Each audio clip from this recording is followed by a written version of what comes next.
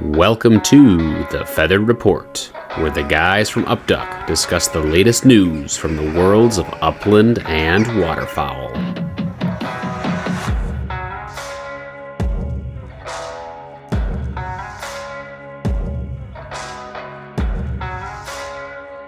All right, welcome into the first ever edition of the Feathered Report, where we're going to bring you stories from the world of waterfowl and upland. Some of them might be entertainment stories. Some of them might be newsworthy stories, stories on laws and bills that are being proposed, things that can affect us as upland hunters and as waterfowl hunters. So with that, let's dive into the first story, which is in the state of New York. There was a bill introduced that would ban pheasant stocking. So New York doesn't have a strong population of wild birds. So what the Department of Natural Resources does there, much like they do in Wisconsin, where I reside, is they raise birds. They're pen-raised birds. They release those birds on public lands so that folks can go out and pheasant hunt. They can do upland hunting, right? It supports getting hunters out into the woods or out into the upland field in this case. Supports dogs and dog training, getting more dogs, raising more hunting dogs and more competent hunting dogs. So the supporters of this bill, right, they're arguing this. It's cruel, it's unnatural, it's unnecessary. Yeah, pheasants are non-native. They struggle to survive in the wild, so on and so forth, right? So as a hunter, right, this is something that would eliminate hunting opportunities for a whole bunch of folks. It would reduce license sales. It would reduce the amount of revenue that the New York Department of Natural Resources has to continue to manage the land out there. It would actually cut conservation funding, right? Less hunting opportunities means less money spent on shells, firearms, etc. All stuff that goes into fund the Pitt and Robertson Act. So, right, there's the synopsis. Background on it, right? It's been in place. This program has been in place. The pheasant stocking program in New York has been in place since 1909, and they release about 30,000 pheasants a year. So I'm paying real close attention to that because I live in a state, like I mentioned before, that releases pen-raised birds on public land. And if there's one state that happens to be a leader and makes changes, right, that can have a trickle-down effect. I don't think it would in Wisconsin. I would hope not, but watching that one closely as that develops over the course of time here throughout 2025.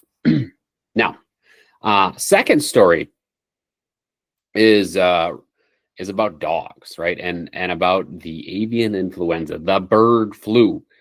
So there was a study published in the Emerging Infectious Diseases.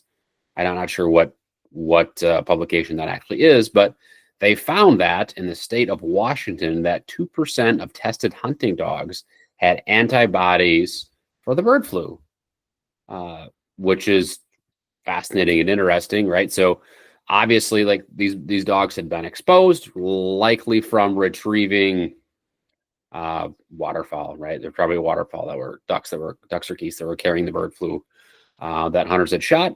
Dogs went and picked it up. They were exposed to it, and they picked it up. The interesting thing is that none of the dogs showed signs of illness.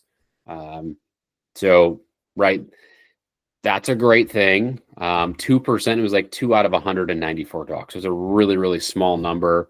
When you see the headline on this, at least when I saw it, it was right. Hey, the bird flu, they found bird flu antibodies in hunting dogs. It's like, oh, wow. Do I need to be concerned? Still seems pretty rare. 2 out of 194 is a really low number. 2% of hunting dogs they tested positive for it. So again, another story to keep our eye on here, but nothing that is too noteworthy, at least nothing that I feel really concerned about there. Now, last story, or sort of story. This one is less newsworthy, but it'll be somewhat more along the lines of entertainment here. So the last story for the first episode here is to make sure that you are washing yourself properly after cleaning wild game. So there was a hunter who had been having heel pain for 4 or 5 months, right? So went in and goes in to see a physical therapist, right? Um, this hunter is like, yeah, I've been having this pain for a while. I'm not sure what it is. I'm not sure what's going on. If I'm, what I'm doing, if it's the shoes I'm wearing, this and that. Uh, PT says to the hunter, hey, why don't you take your socks off? Let's take a look at it. Looks at it. She says, Mr. Hunter, have you taken a look? It looks like you have something, you have a foreign body in your heel, and it's there's a nice raised up patch there that's a little bit puffy. Looks like it's it's hardened, but also there's a little bit of fluid in there. Sure enough, there was. So the PT ended up extracting that foreign body, and she said, this looks like a quill, right? As in as in a duck feather. So that's really kind of scary, right? Walking around for 4 or 5 months with a duck feather stuck in your heel. What's scarier is if that hunter is you, because that hunter was actually me, and that happened this past week. So yeah, I am guessing that I will no longer be cleaning birds, especially ducks where feathers get everywhere, in Crocs. And I'm guessing that probably happened at the beginning of September, the beginning of teal season, when I cleaned ducks in Crocs. Somehow I stepped on a little feather and lodged it into my heel, and it's been there. I'm carrying it around for quite a while.